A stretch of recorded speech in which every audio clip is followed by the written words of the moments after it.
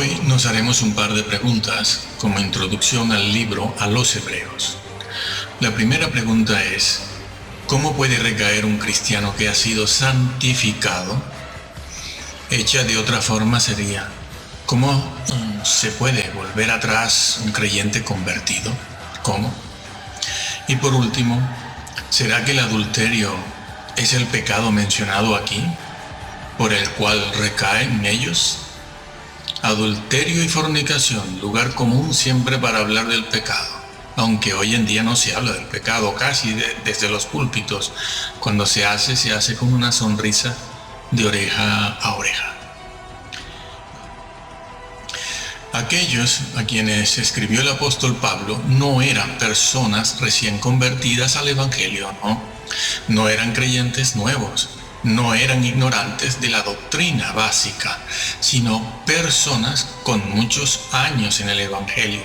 Tantos, que Pablo les dice que con tanto tiempo en el Evangelio ya debían ser maestros. Sí, ya debían ser maestros.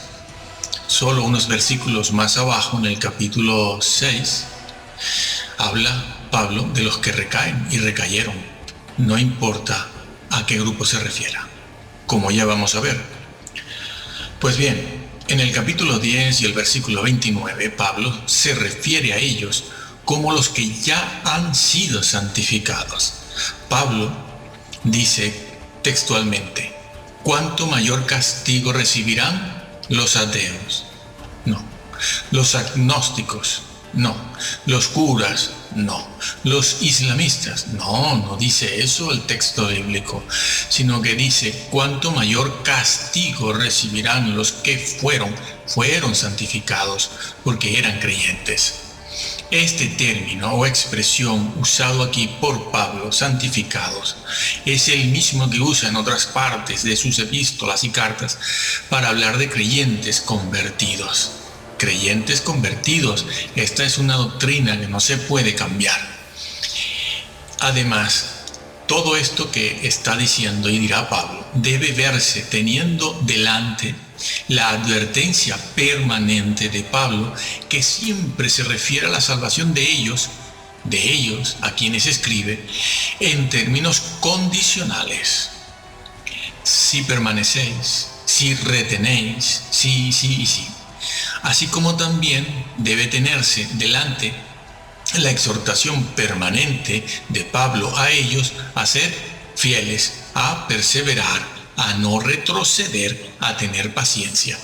No les pide que se conviertan, no los trata como a personas no convertidas, sino personas convertidas. Pablo los trata como santificados. Una persona es santificada en el momento en que se convierte y el Espíritu Santo viene entonces a morar en su ser.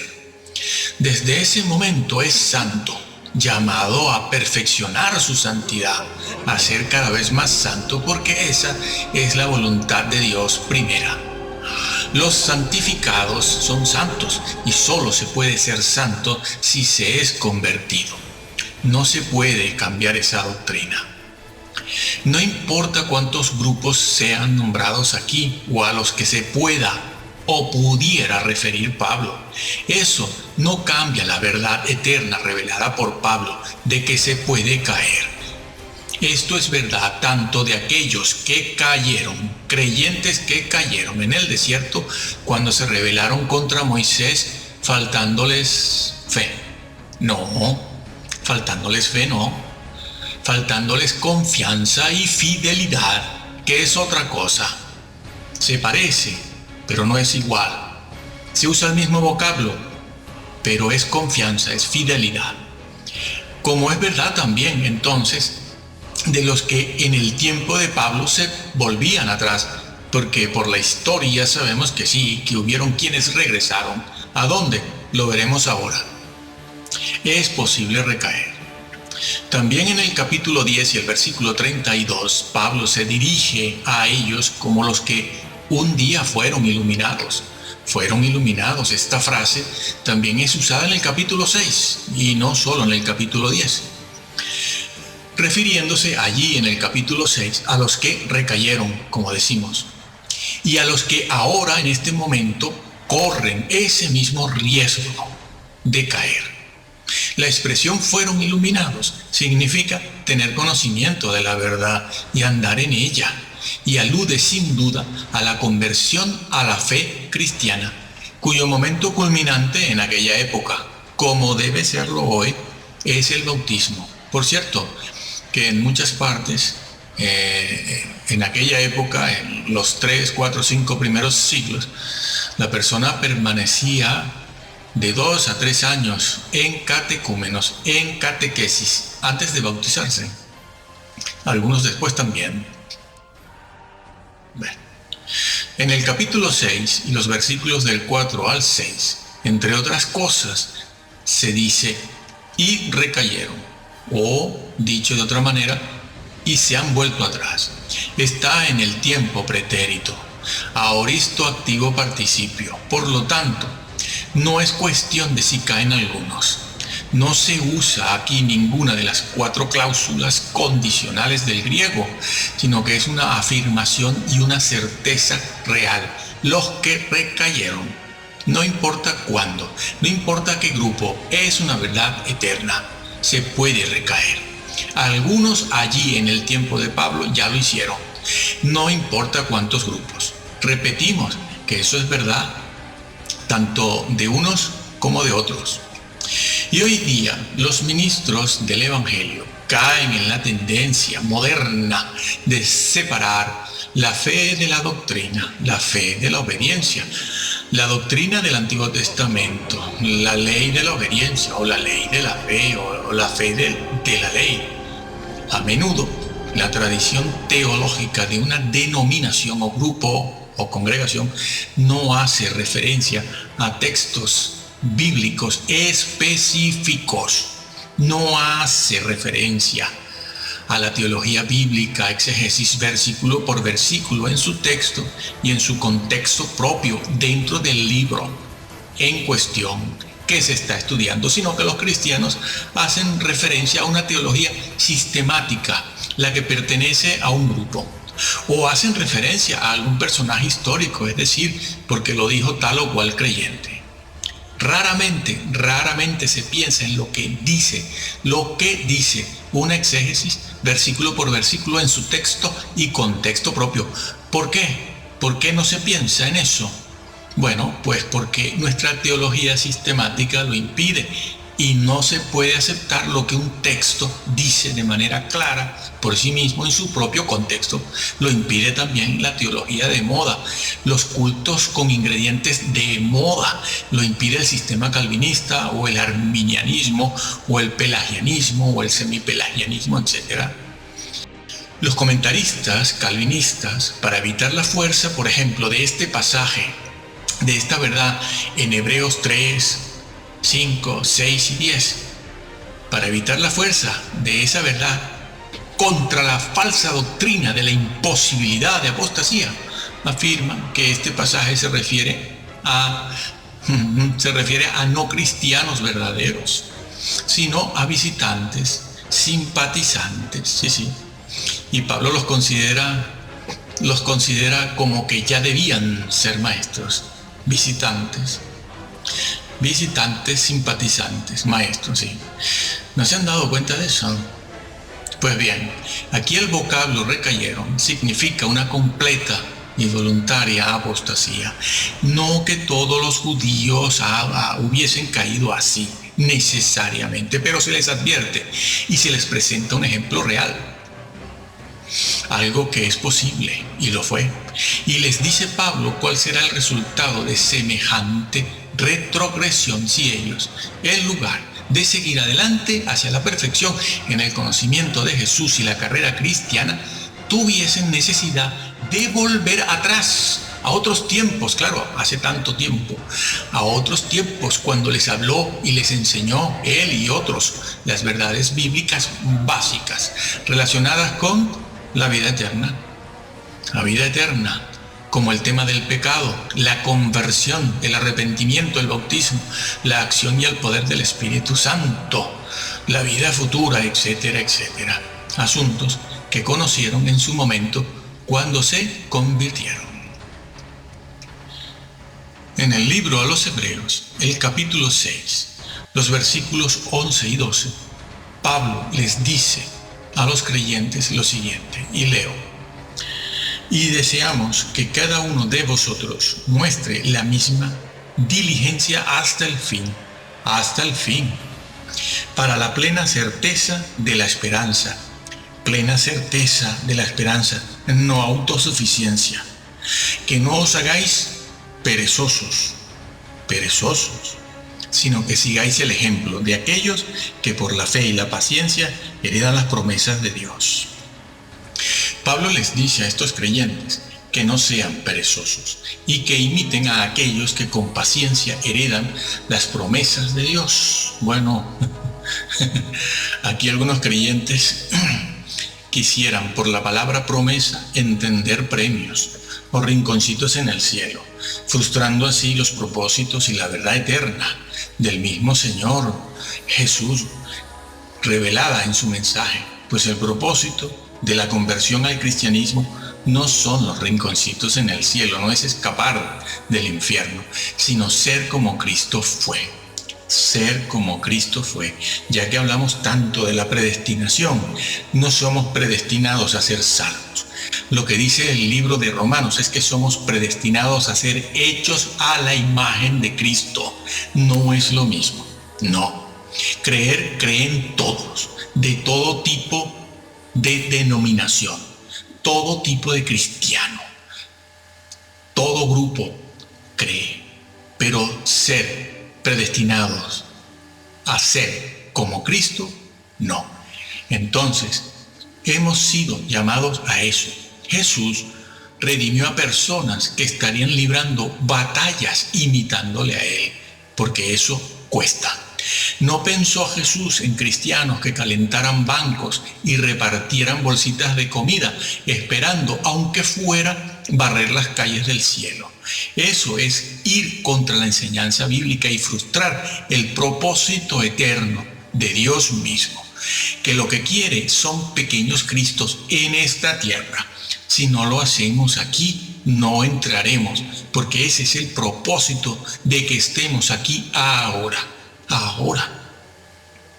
Además, en estos dos versículos leídos se pone en contraste el hecho de ser perezosos con la actitud y conducta opuesta, es decir, perezosos en contraste con la perseverancia en el crecimiento y en el conocimiento de la persona de Jesús, lo cual traerá un crecimiento espiritual constante necesario para alcanzar la salvación que hemos obtenido por fe, cosa que Pablo les está demandando a ellos, que no quiten sus ojos de Jesús. A quienes escribe su carta se los dice, les pide fidelidad, no, fe no, creer ellos ya creen, les está pidiendo otra cosa. Pues bien, el vocablo griego usado aquí para perezosos es nothros, que puede traducirse al castellano por perezoso, pusilánime, torpe, indolente, flojo. En el hebreo, esta palabra se traduce por lento de corazón, entendiendo corazón como la persona misma.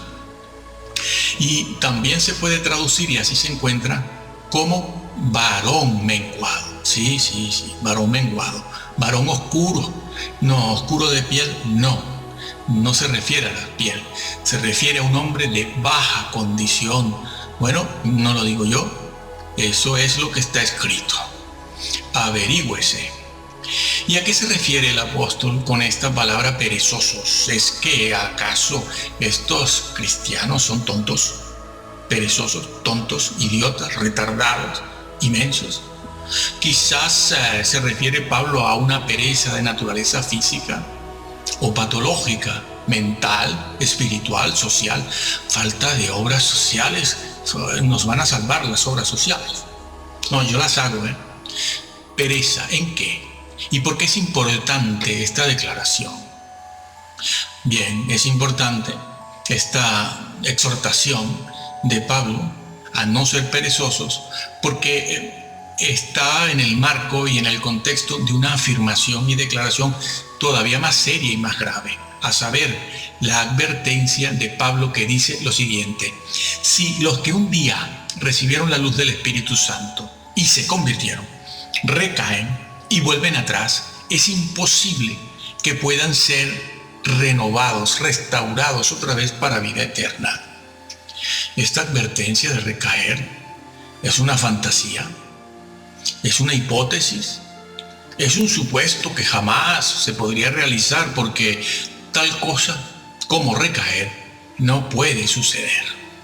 Con lo cual estaría manipulando el apóstol a aquellos creyentes a los que se dirige con enseñanzas falsas para tratar de conseguir sus fines y propósitos de vida eterna. Sí, manipulando todo para obligarlos a creer y a ser fieles. Obligarlos. Coacción. Entonces cabe la pregunta: ¿manipularon Jesús y los apóstoles también las metáforas, las analogías, las hipérboles o las historias que contaron con una semántica confusa para hacer que la gente les entendiera y obedecieran? La exhortación: no seáis perezosos o negligentes, se repite en varios lugares en las epístolas y cartas de Pablo, así como en todo el Nuevo Testamento. Por ejemplo, en el mismo libro de Hebreos, el capítulo 5, el versículo 11, Pablo usa el mismo vocablo, torpes o perezosos, para decirles a ellos que después de tanto tiempo de ser creyentes, y por lo tanto, como consecuencia, debiendo ser ya maestros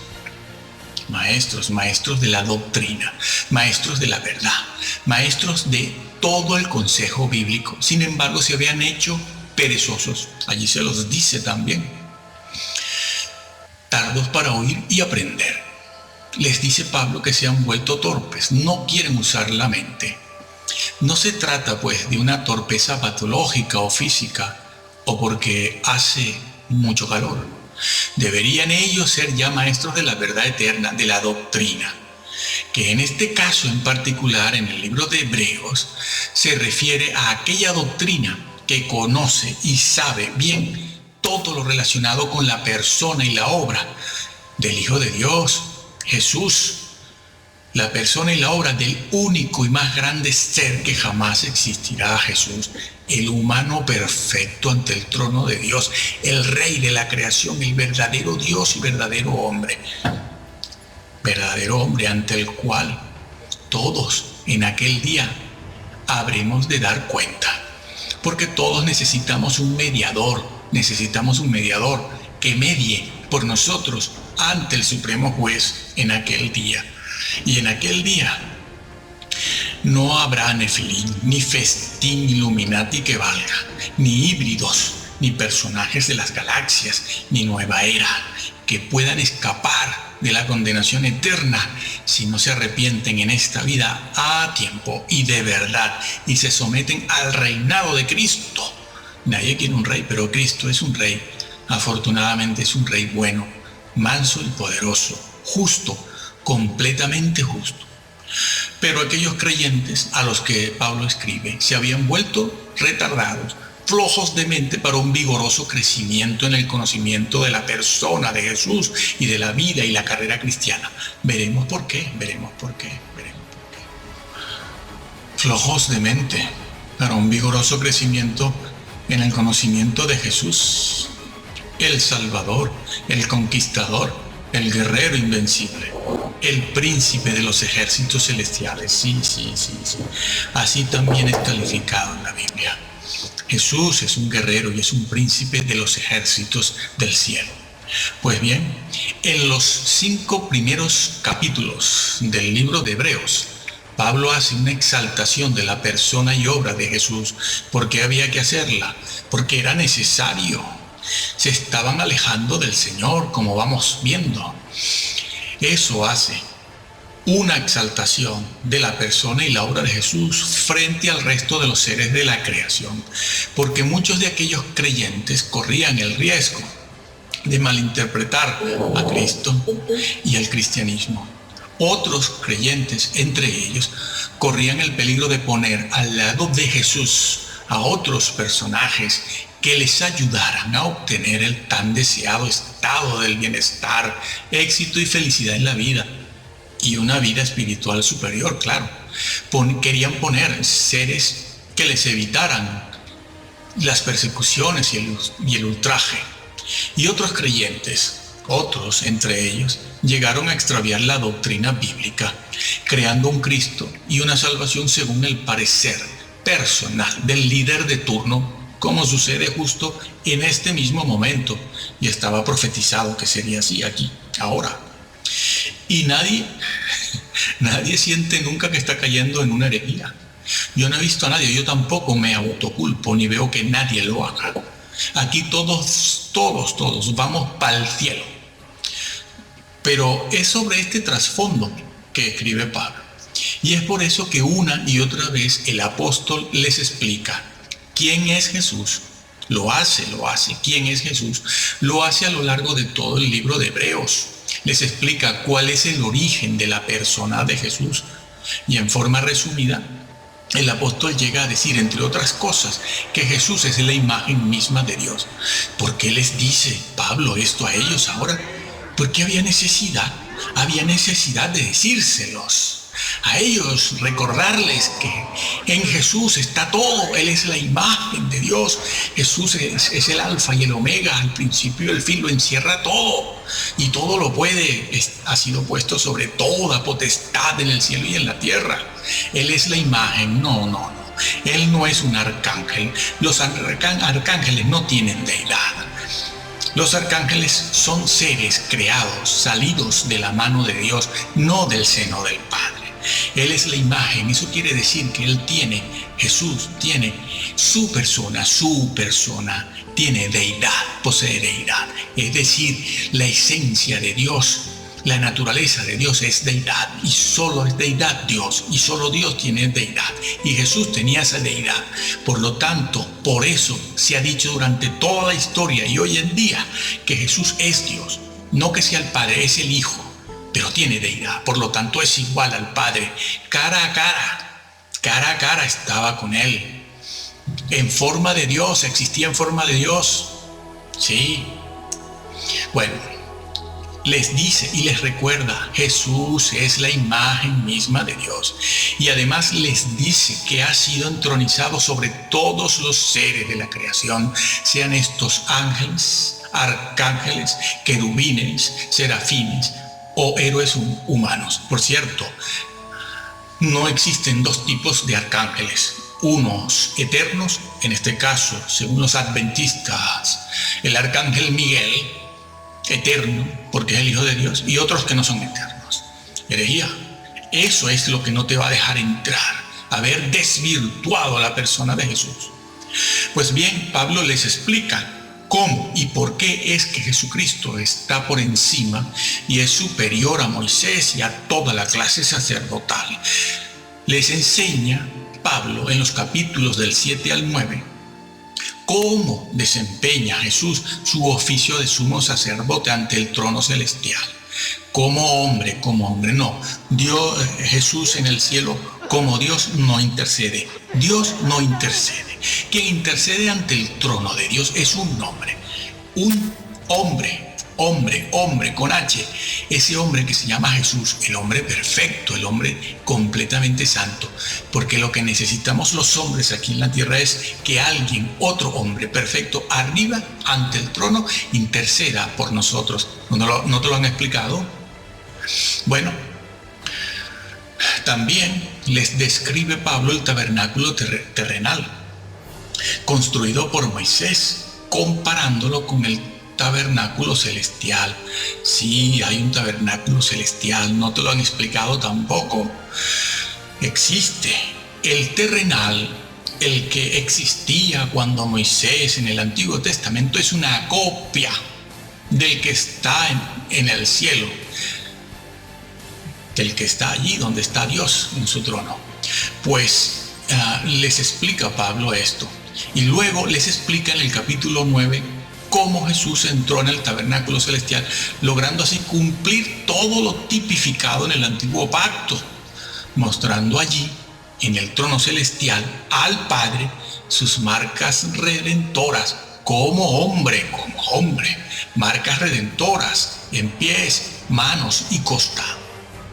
Porque es que si no sabes esto, sabes muy poco de Jesús, muy poco, casi nada.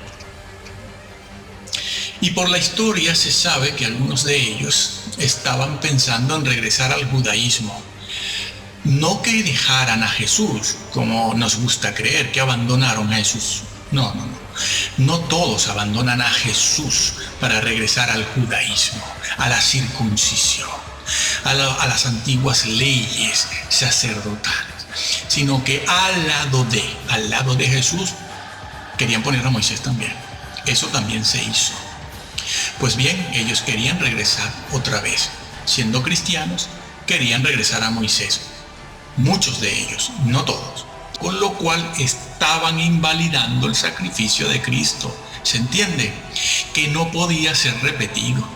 Pero quizás con ello, pensarían ellos, podían así evitar tanta persecución, sufrimiento y dolor, porque en aquella época los perseguidos eran los cristianos, no los judíos. Y si ellos habían hecho o hacían esto, recaían de nuevo. Otros creyentes pusieron elementos de la cultura, elementos de la sociedad y de las creencias religiosas de su tiempo al lado de Jesús, violentando con ello los 2 primeros mandamientos de la ley de Dios, que dicen que no tendrás dioses ajenos cuando vengas a mí. Cuando vengas a mí, refiriéndose a todo aquello que puede ocupar el lugar de Dios cuando nos presentamos delante de Él en oración. Esos 2 primeros mandamientos se piensa que se refieren a las imágenes o esculturas, y eso es idolatría. Pero esos 2 mandamientos dicen que no te harás imágenes, ni vendrás con diosecillos delante de mí. Cuando vengas a mí en oración, cuando te presentes, cuando estés conmigo. Esos 2 primeros mandamientos no fueron escritos para la Iglesia Católica solamente, sino para creyentes. Son mandamientos para creyentes. Cuando vengas delante de mí, no vengas con tus diosecillos sociales, con tus cositas, con otras cosas que ocupan mi lugar. Esa es la idea, cosas que ocupan el lugar de Dios. A Dios eso no le agrada nada. Él lo está viendo. Él ahora no dice nada. Todos vamos a ir a juicio. Todos. Allí se sabrá todo eso. Pues bien, en muchos extravíos cayeron también los creyentes cristianos gnósticos de aquella época. Les parecía que Jesús no era suficiente y se asimilaron a las creencias y prácticas gnósticas para completar y complementar a Jesús. También cayó en extravío Marción el hereje, los arrianos, los docetistas, ebionistas, y en décadas más recientes, en los últimos 200 años, los ruselistas arrianos, otros que niegan la deidad de Cristo, un Dios de segunda. ¿Dónde está eso? El Dios solo puede ser de primera clase, de primer orden. No existen dioses de segunda clase. Un Dios que no es todopoderoso, dicen que es Jesús, entonces no es Dios. Porque Dios, por principio y por descripción y definición y bíblicamente, es todopoderoso. Si no es todopoderoso, entonces no es Dios, era otra cosa. Bueno, los ruselistas arrianos, los adventistas, los del arcángel Miguel y los actuales evangélicos, yo lo soy. Hoy, creyentes de corte evangélico al lado de Jesús ponen, como hemos visto en la puerta de algunas iglesias, un póster o un afiche de Gandhi. Si al lado de Jesús ponen a Gandhi o a la Madre Teresa, ¿saben lo que hizo la Madre Teresa? O mejor dicho, lo que no hizo la Madre Teresa. ¿Lo saben? La nombran desde los púlpitos como una gran cosa. Y después siguen hablando de Jesús. ¿Le gustará al Señor eso? Ponen a Agustín, a Calvino, a Martin Luther King. ¿Saben si Martin Luther King creía en qué? ¿Qué creía Martin Luther King? Yo no lo sé, ¿no? Averígualo. Ponen a Patton, ponen a Sócrates. Promueven prácticas de perfil psicológico, filosófico, oriental.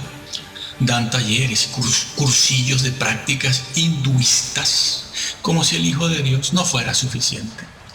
No fuera suficiente para todo lo que implica la salvación y las batallas de la vida diaria. De la vida diaria. Los cristianos están aburridos. Nuestros hermanos del pasado no tuvieron tantas cosas. Pero hoy existe en el ambiente un extraño afán por lo nuevo, la novedad, el cambio. Todos quieren ver algo nuevo. Están aburridos de tanta ley, tanta Biblia, tanto rollo.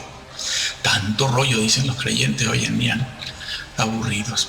Existe mucha superficialidad doctrinal que no les permite entrar en las profundidades de Yahvé, porque cada semana falsos maestros o hermanos en la fe no llamados, no suficientemente preparados, les dicen que bueno, la ley pasó de moda, el Antiguo Testamento casi ya no tiene valor, mejor lo quitamos, o como me han dicho a mí, Dios no puede ser conocido, porque Dios es muy grande e incomprensible, no hemos de hablar de Él, ¿para qué? Los hermanos no lo van a entender, Dios es muy grande. Miren, lo que de Dios no se puede conocer no está registrado en la Biblia.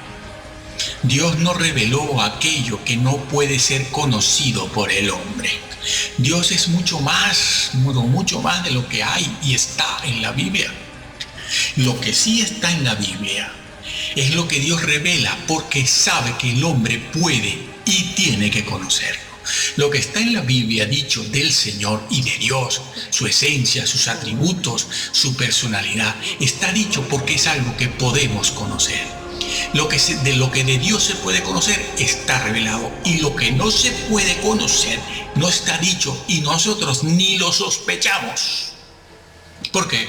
Porque nuestra mente es limitada. Dios es tan grande que puede encontrar defectos o limitaciones en sus ángeles. Lo dice la Biblia, no me lo invento. Léase, estúdiese.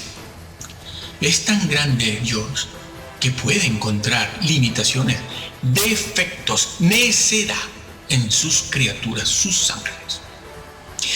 No, los ángeles no pueden pecar. ¿Cómo que no? ¿Y la rebelión quién la armó? Nada menos que la mano derecha de Dios. Sí, sí que pueden. Sí que pueden ser necios.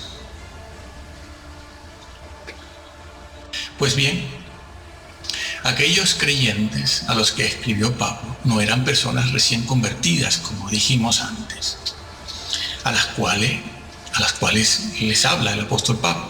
Incluso en el pasado, esos creyentes, hebreos, judíos y paganos, creyentes cristianos, cuando se convirtieron, estos creyentes sufrieron y experimentaron fuertes padecimientos como cárceles, vituperios, tribulaciones, despojos, ultrajes, y fueron hechos espectáculo público. Sí, y en ello habían cumplido la voluntad de Dios. Sí, Pablo se los dice. Dice, en eso han cumplido con la voluntad de Dios, porque esa es la voluntad de Dios. Que ahora la hayan cambiado, no Dios, los hombres. Habían pasado por momentos difíciles, por pruebas, persecuciones, y Pablo los alaba por ello, por lo bien que lo hicieron cuando se convirtieron, lo bien que se portaron, con qué fervor, con qué valentía, sin miedo a perder los bienes terrenales, materiales, sabiendo que en la eternidad tendrían más y mejores bienes duraderos. Lo hicieron muy bien. Pablo se los dice, y Pablo les dice y los felicita, porque habían servido, habían ministrado y ayudado a los santos, al pueblo de Dios, refiriéndose posiblemente Pablo con ello al servicio que aquellos hermanos habían prestado a los mismos apóstoles, misioneros, predicadores, en la labor de llevar el mensaje de salvación a toda lengua, tribu y pueblo. Les dice Pablo, fíjense en esto, les dice Pablo que Dios no es injusto para olvidar eso, no lo ha olvidado, que eso tiene su recompensa. Ah, sí, su recompensa segura, no. ¿Tiene su recompensa? Sí. Lo que decíamos al principio, sí permanecen en fidelidad, que no creyentes. Creyentes no, fieles, que es otra cosa. Así que estamos viendo que el problema de ellos no era un problema de adulterio. Aquí en el libro de Hebreos no se habla de adulterio, ni de fornicación, ni de robar, ni de matar. El problema es qué estamos haciendo con Jesús, qué se cree y qué se está haciendo con la vida y la carrera cristiana y qué se está haciendo para cumplir con la voluntad de Dios, con la voluntad de Dios. Este pasaje enseña claramente la posibilidad de caer de la gracia de tal manera que una persona se pierda. No puede conformarse a la imagen de Cristo, el que pone al lado de Jesús las cosas del diario vivir, diosecillos, los que se afanan tanto. Esos no pueden conformarse a la imagen de Cristo. Aquí puede encontrarse una vez más también un error muy frecuente en los creyentes en general, de todo tipo, y es que aún si estos cristianos a los que escribe Pablo no han faltado, no han fallado ni fallado en el servicio práctico a sus hermanos en la fe y no han fallado en la obra social, sin embargo, por no haber crecido como tenían que crecer en la vida y la carrera cristiana y en el conocimiento de la persona de Jesús como debían, y el conocimiento de la verdad como debían, corren el peligro de retroceder y perderse para siempre. Aquí hay una gran verdad que la enseñó Jesús cuando también le señalaba los defectos a su pueblo y a su clase dirigente. Sí, el Señor señala defectos, lo hizo, y no solo lo hizo con su pueblo, lo hizo con las 7 iglesias de Asia, también lo hizo. Les dijo todo lo que estaba bien y todo lo que estaba mal y no le gustaba. Incluso llega a decirle a una iglesia: borraré el nombre de aquel que no ande en santidad, lo borro. Los nombres se pueden borrar, eso no es una hipótesis. Eso que dijo Cristo no es una manipulación, es cierto. Bueno, ¿y qué fue lo que dijo Cristo? Es necesario hacer lo uno tanto como hacer lo otro. Mateo 23:23. Era necesario, son necesarias las obras sociales. Es necesario ayudar a los hermanos tanto como crecer en el conocimiento. No eran perezosos para regalar bolsitas de comida y hablar de Gandhi y hablar de este y del otro. Para eso no son perezosos, pero para lo otro sí que lo eran, sí que lo eran. Y eso les podía llevar una sorpresa. Es necesario hacer lo uno sin dejar de hacer lo otro, a lo que los creyentes de los últimos 180, 200, 250 años han dicho: caramba, ¡qué severo, qué severo! Sí, como aquel siervo que tenía un solo talento y lo escondió, y el Señor le dijo: ¿dónde está tu talento? Y ese siervo infiel no solo le dice al Señor que no hizo nada, no solo le dijo eso, no he hecho nada, lo escondí bajo tierra, sino que además lo acusa y le dice: bueno, es que tú quieres recoger donde no siembras y pides lo que no das. Sí, los creyentes son así. Claro que el de la historia de Jesús fue abierto, porque Jesús desenmascara todo, pero en las iglesias no. En las iglesias están escondidos. Ponlos tú a estudiar la Biblia como se debe y ya verás que van a saltar todos del asiento, acusándote de severo. Pero es mejor cumplir la voluntad del Señor. Hoy los creyentes son muy delicados. Lo han sido siempre los creyentes, pero hoy es una cosa que es un atentado contra la democracia. No digas esto. porque es un atentado contra la libertad. En el cielo no hay democracia. Bien, luego, una vez que Pablo los exhorta a no ser perezosos, y con esto nosotros vamos terminando, los anima a ser diligentes, imitadores, y les pide fe y paciencia. En primer lugar, les dice y les recomienda que deben ser diligentes. La palabra diligencia aquí significa rapidez, velocidad. Sí. Velocidad, rápido. Sí. Se trata de una persona que anhela hacer algo rápido, que tiene rapidez en hacer algo. Siempre tiene esa actitud, esa conducta. Es hacer algo con fervor, con anhelo, un celo arduo por hacer algo, dedicarse a algo que tiene. Eso es lo que quiere decir Pablo, hacer algo. Tengan ustedes fervor, anhelo, celo arduo en buscar al Señor y en servirle y todo eso. Pero hay una cosa curiosa que dice Pablo, aquí dice que deben mostrar ese celo arduo y ese fervor en el momento de la conversión. No, dice celo arduo y ese fervor hasta el fin, no solo al principio, cuando te convertiste hace 12, 20 años, 30 años. Es hasta el fin. Que por cierto que esa es una enseñanza que está en el Antiguo Testamento y está en el Nuevo, pero viene del Antiguo. Bien, estos hermanos habían sido muy diligentes en las obras benévolas, sociales, etc. solamente. Pero ahora les toca, si siguen la recomendación de Pablo, mostrar diligencia en el crecimiento, en el conocimiento, avanzar en la carrera cristiana, hasta el fin. Y les dice que sean imitadores para ellos sean imitadores ¿de qué? Pues de todos los santos que el apóstol menciona en Hebreos 11. Nombra a Abraham y nombra a varios reyes. Supuestamente está Daniel nombrado allí. Todos los héroes, eso que nosotros llamamos héroes de la fe, están allí descritos.